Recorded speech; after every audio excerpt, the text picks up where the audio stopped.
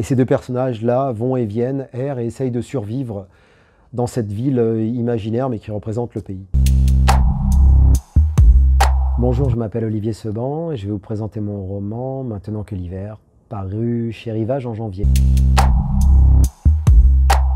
Alors, « Maintenant que l'hiver » est un roman dystopique dans lequel mon personnage principal, qui est un ancien garagiste moto, se trouve obligé de trafiquer de la viande, sachant qu'il y a une prohibition autour de tous les produits carnés dans le pays, et qui ne peut plus vivre de son ancienne activité parce que les moteurs thermiques sont interdits.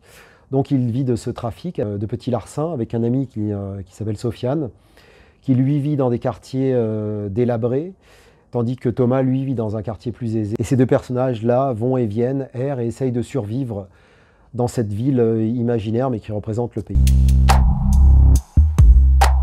Une histoire d'amour va se construire entre Thomas et la fille d'un député qui s'appelle Sandra.